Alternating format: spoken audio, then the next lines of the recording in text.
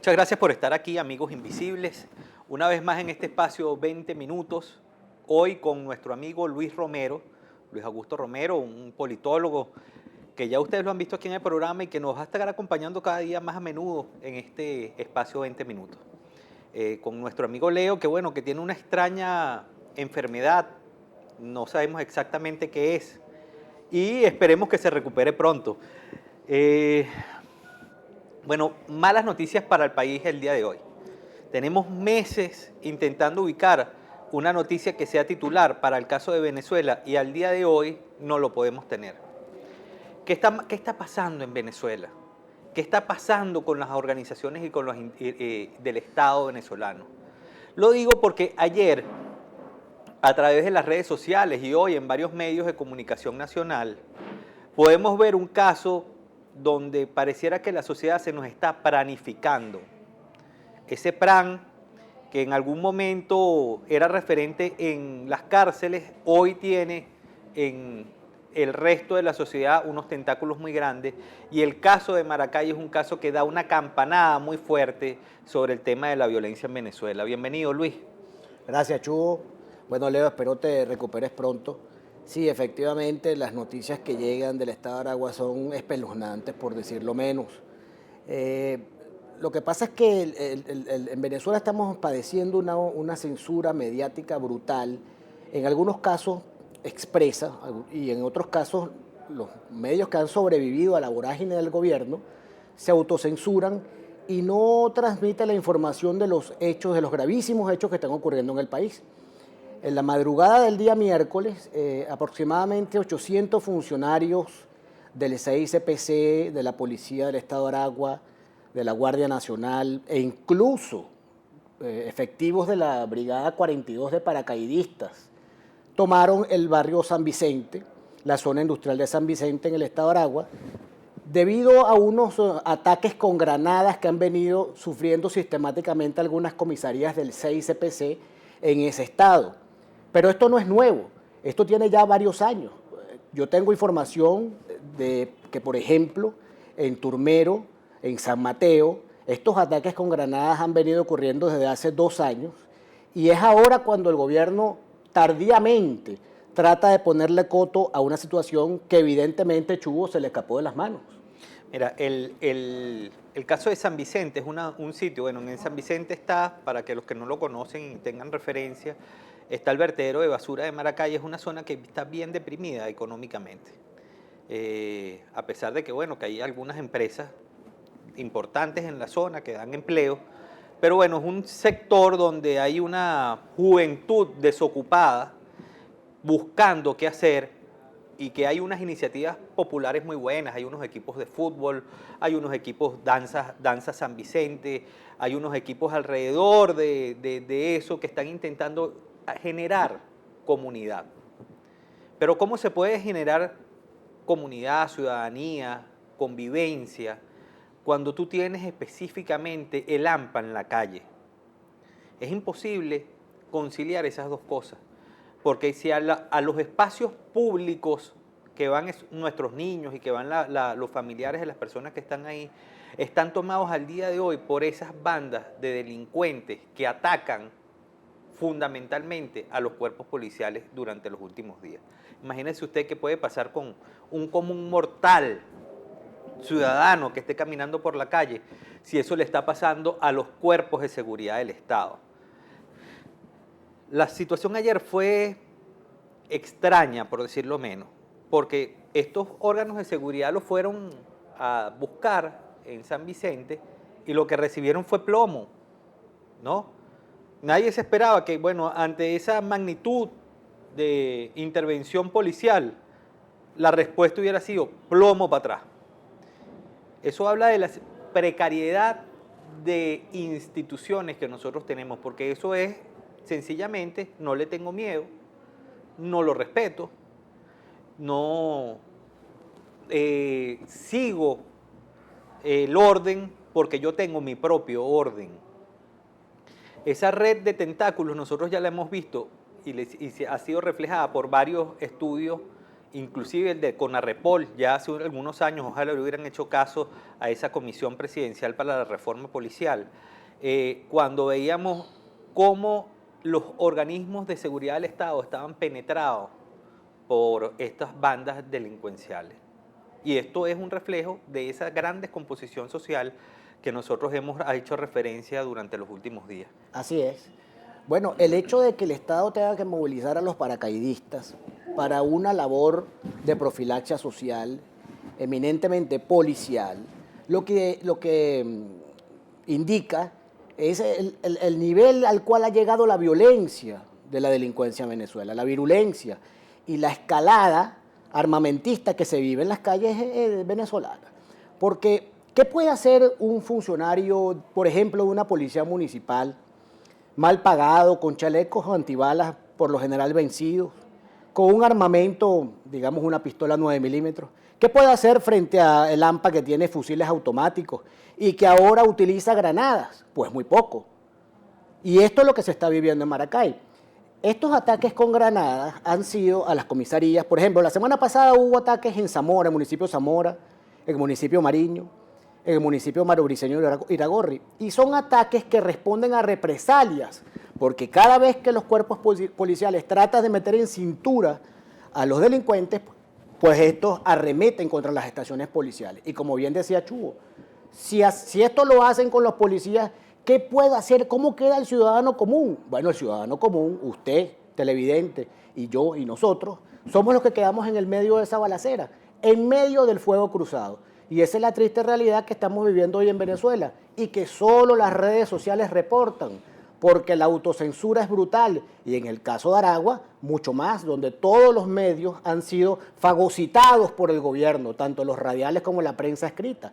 Y los pocos medios independientes que quedan, pues autocensuran por el temor que tienen a recibir medidas judiciales como la que, por cierto, están recibiendo algunos editores de medios importantes del país, que van a tener que enfrentar un juicio en las condiciones desventajosas que implica asistir a una cita del Poder Judicial en Venezuela. Mira, para cerrar este tema de Maracay, esto se está dando en una zona de paz.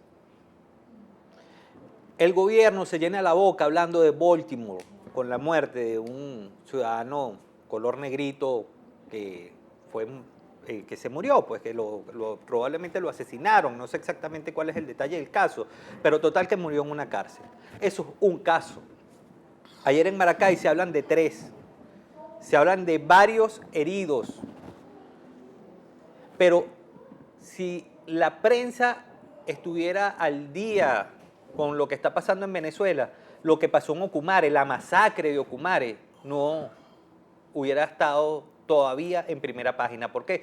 Porque ahí murieron 10 personas en un apartamento y después murieron 5 más en un enfrentamiento policial donde la gente habla y comenta en Charayaves que los estaban buscando para cazarlos. Eso quiere decir que hay serios indicios, de acuerdo a lo que dice la gente, que pudieron ser ajusticiados. Mientras tanto, nuestro defensor del pueblo se está dedicando a una labor de propaganda internacional del gobierno para intentar defender la gestión del presidente Nicolás Maduro. Este problema institucional, de parainstitucionalidad que tenemos, lo hemos visto y hemos escuchado nosotros cantidad de veces cómo ese PRAN desde la cárcel ordena secuestros, ordena robos, matraquea a los comerciantes, y eso es ya un tema territorial, regado y difuminado en todo el territorio nacional, porque eso lo hemos escuchado en Zulia, porque eso lo hemos escuchado en Guárico, porque eso lo estamos escuchando en Aragua, porque eso lo estamos escuchando en el estado Bolívar.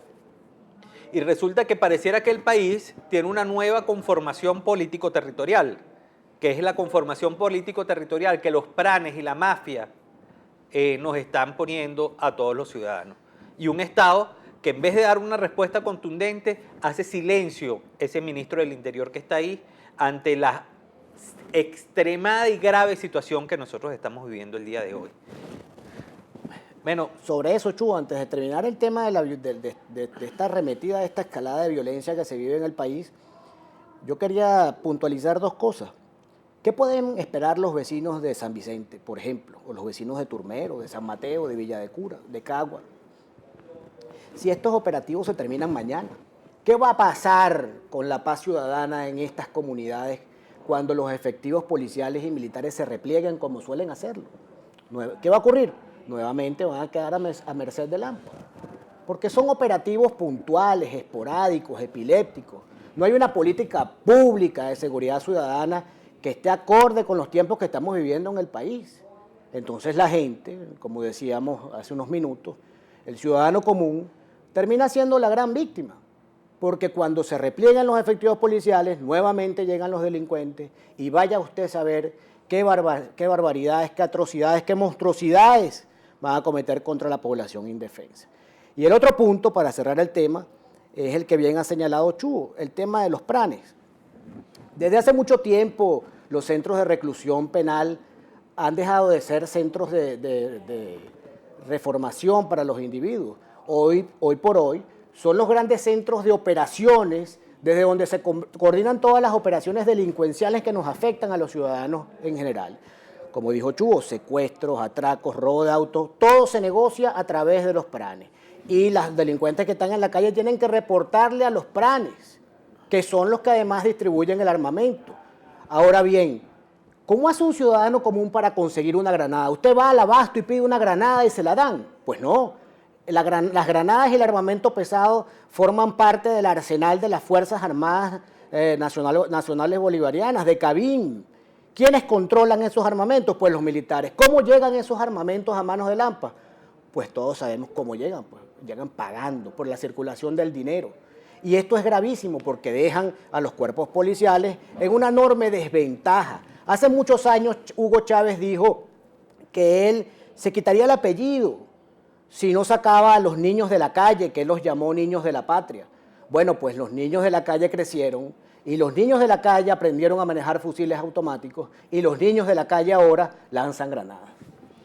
Mira, esto que estamos viendo hoy en muy pocos medios a nivel nacional, usted lo puede escuchar hoy en nuestra narrativa a través del internet, es el producto de eso que aparece en el Plan de la Patria, que se llamaba el control comunicacional del país. Ese control comunicacional tiene unas nuevas características en este régimen, que es la compra de medios. Esto que ha pasado en los últimos días sería un escándalo planetario con medios libres en este país. Un escándalo planetario porque se puede estar hablando de ajusticiamiento, se puede estar hablando de un paraestado con estos cuerpos delincuenciales que nosotros tenemos aquí. Y paralelamente a eso, cada vez que los medios libres intentan decir algo, hay un tribunal que los aprieta, que los estrangula para que no se diga la verdad de lo que está pasando. Esos medios, como La Patilla, como El Nacional, como Tal Cual, han sido un referente de libertad, un referente de la voz de esas personas que no son escuchadas y que están gritando que quieren un cambio ya. Un cambio porque las condiciones de vida que estamos viviendo nosotros al día de hoy son muy, pero muy peor a las que estábamos viviendo el año pasado. Porque la delincuencia este año está peor que la del año pasado. Y si esta curva de crecimiento de la violencia continúa, muy probablemente yo mañana no esté aquí y probablemente un familiar suyo que esté a su lado tampoco esté. Eso habla de la necesidad de cambio en nuestras políticas públicas y en nuestra forma de relacionarnos con el Estado. Y ese cambio es posible con el voto. Así es, de hecho, si nosotros tuviésemos un poder legislativo verdaderamente autónomo que funcionara, todos esos ministros, desde la ministra Varela, el ministro de Justicia, los ministros de Policía, los directores de policía, serían interpelados por una Cámara legislativa y le pediría cuentas de cuáles son las políticas que están adelantando para evitar que continúe este baño de sangre que está enlutando la sociedad venezolana. Pero lamentablemente, hoy por hoy no tenemos un poder legislativo, eso es un cuartelillo, el cuartelillo de Diosdado. De allí la importancia del voto, como dice Chugo. Tenemos que salir a votar en las próximas parlamentarias. Tenemos que recobrar el control del poder legislativo para ponerle un freno y para poder adelantar las iniciativas que permitan paliar la triste realidad y la amarga realidad que estamos viviendo todos los venezolanos. No todo está perdido, todo lo contrario. El país tiene 15 años poniéndole la mano, el país democrático tiene 15 años poniéndole la mano en el pecho a las tentativas autoritarias del gobierno. Y el episodio electoral de las parlamentarias es un momento importantísimo, un punto de quiebre de lo que puede ser el futuro próximo en Venezuela. Mira, esto tiene que ver con el poder. Este gobierno empoderó a eso que nosotros llamamos hoy la delincuencia. ¿Ustedes se acuerdan cuando estaban hablando de los bienandros, los buenandros, esos niñitos de pecho que cuidaban las zonas de paz y que iban a entregar su arma por una beca de estudio? Bueno, resulta que eso no pasó, que eso fue una ficción, que eso fue propaganda, que la realidad es que estamos mucho peor. Y nosotros, entre ese mucho peor, que está propiciado fundamentalmente por la inacción de la política pública estatal, no se le pone un parado en las próximas elecciones parlamentarias, bueno, este debacle nacional continuará. Por eso vamos a hablar del tema de las elecciones primarias. Las elecciones primarias de la oposición y también las elecciones primarias del PSUV, que me parece que no son tan primarias porque ya la directiva dijo que ellos se reservaron 80 de los 160 cargos que van a elección, o sea, ellos se reservaron más o menos la mitad y el resto es lo que va para primaria. Sí, efectivamente, las primarias de la oposición son el día 17, es decir, este próximo domingo. Y yo invito a los ciudadanos que van a tener ese privilegio de elegir su candidato de la oposición por primaria, que participen, que vayan al centro de votación, que hagan ejercicio de la ciudadanía. El ejercicio de ciudadanía por demás es un ejercicio indelegable. Hay cosas que no se pueden delegar en terceros y el voto es una de ellas. Es importantísimo la participación. No nos quedemos en casa. Además, repito, los que tienen el privilegio de poder elegir a sus candidatos en primaria, pues deben ejercer ese derecho. Y en cuanto a los que no, pues bienvenido el consenso en los circuitos donde la oposición pudo ponerse de acuerdo para elegir a sus candidatos que nos van a representar en las próximas elecciones parlamentarias. En todos los casos, en absolutamente todos, es perfectamente legítimo el esfuerzo que ha venido haciendo la Mesa de la Unidad y que a través de sus voceros, Chugo Torrealba, entre otros, ha venido recorriendo el país, promoviendo la alternativa democrática como el primer paso, como dije antes, como el punto de quiebre de un futuro, de un porvenir mejor para todos los venezolanos. Pareciera que no hay emoción, pero resulta que hay una movilización de fondo permanente de la gente que lo que habla es en las colas al día de hoy, qué es lo que está pasando. Eso que comenta Luis Augusto alrededor de las elecciones primarias es una clave fundamental para entender qué es lo que va a pasar en Venezuela en los próximos meses. El día 19 la Mesa de la Unidad anuncia que va a tener el 100% de los circuitos y de los candidatos en cada uno de esos circuitos resueltos. Es decir, que esa división que se tenía entre los partidos por ver quién era el candidato va a desaparecer. Y debería aparecer entonces una nueva forma de aproximación hacia la política y hacia los problemas de la gente, porque ya no son las discusiones entre candidatos de distintos partidos, sino son la discusión de los candidatos del bloque democrático contra los candidatos del PSUV. Así es, yo entiendo que la Mesa de la Unidad va a conformar o va a construir una agenda parlamentaria común para toda la propuesta de la oposición democrática. Por cierto, Chugo, por cierto, yo voto en Baruta, quería decir, yo voto en Baruta y en Baruta no hay primarias. Yo celebro que en Baruta haya consenso e iré a votar tempranito cuando me corresponda, al igual que toda mi familia. Una cosa que te quería plantear, ¿ya reservaste tu carro en dólares que viene? Estoy esperando que me paguen mi sueldo de profesor universitario para poder comprarme un carro en 354 años más o menos. Ah, bueno, yo de aquí salgo directo también a buscar, a reservar mi carro, porque, bueno, también voy a pedir un aumento de sueldo de donde no me pagan porque estoy desempleado. A ver cómo hacemos ¿cómo ves tú eso? ¿Qué opinas tú? Bueno, esa dolarización de la economía es una pequeña demostración de lo que está pasando. Ya la gente que estaba en el transporte público estaba reclamando porque los repuestos estaban caros y resulta que van a estar más caros porque ahora todo viene con ese dólar que no queremos nombrar en esto y que ya está rozando los 200 por cada bolívar 200 bolívares por cada dólar. Señores, es muy lamentable que no hayamos podido traer buenas noticias el día de hoy. Esperemos que en algún momento esto cambie y lo que estemos es lleno de buenas noticias y optimismo para el país. Hasta la próxima semana, les deseamos el mejor fin de semana posible.